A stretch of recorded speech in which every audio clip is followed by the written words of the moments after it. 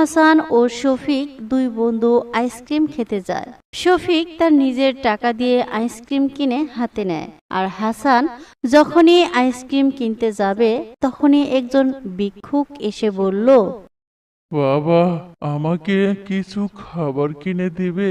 সারাদিন আমি কিছুই খাইনি, আমাকে কিছু সাহায্য করো বাবা।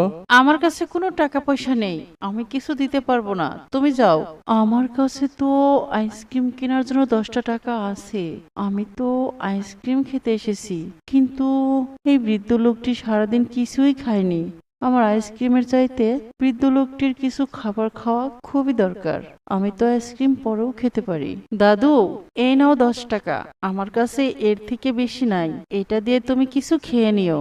বেঁচে থেকো বাবা, তোমার আইসক্রিমের টাকা আমায় দিয়ে দিলে। আল্লাহ তোমার মঙ্গল করুন, তুমি অনেক বড় হও বাবা।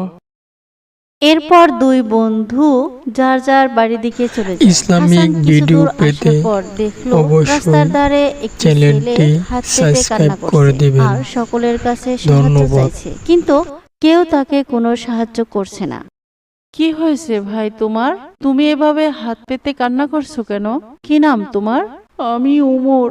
আমার বাবা খুব অসুস্থ, আজ 3 দিন ধরে জ্বরে বিছানায় শুয়ে আছে, কিন্তু টাকার অভাবে আমি আমার বাবার জন্য ওষুধ কিনতে পারছি না, তাই এখানে হাত পেতে দাঁড়িয়ে আছি, কিন্তু কেউ আমাকে সাহায্য করছে না।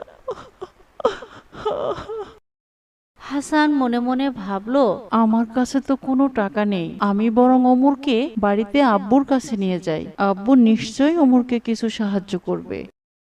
এই বলে হাসান উমরকে তার বাবার কাছে নিয়ে যায় আর তার বাবাকে সব কথা খুলে বলে। উমরের বাবা ছিলেন একজন উদার মনের মানুষ। ছেলের মুখে সব কথা শুনে উমরকে বলল, বাবা ওমর, তোমার বাবার এত জ্বর কিভাবে হলো? তোমার বাবা কি কাজ করতেন? আঙ্কেল, আমরা খুব গরিব, আমার বাবার একটি জাল ছিল, আর সেই জাল দিয়ে নদীতে মাছ ধরতো, সেই মাছ বিক্রি করে আমাদের সংসার চলতো। কিন্তু কয়েকদিন আগে বাবার হাত থেকে জালটি ফসকে নদীতে হারিয়ে যায়। বাবা সারাদিন ডুবে ডুবে নদীর মধ্যে সেই জালটি খুঁজতে থাকে। জালটি তো বাবা খুঁজে পেলই না, উল্টো বাবার প্রচন্ড জ্বর আসলো। আজ 3 দিন ধরে আমাদের ঘরে কোনো খাবার নেই, বাবারও খুব জ্বর, তাই আমি সাহায্যের জন্য রাস্তায় দাঁড়িয়েছিলাম। আচ্ছা ঠিক আছে বাবা ওমর, তুমি কোনো চিন্তা করো না, এই নাও, এখানে 10,000 টাকা আছে, এর থেকে কিছু টাকা দিয়ে তুমি বাড়িতে খাবার নিবে, আর কিছু টাকা দিয়ে তোমার বাবার জন্য ওষুধ নিবে, এবং বাকি টাকাগুলো দিয়ে তোমার বাবাকে বলবে নতুন আরো একটি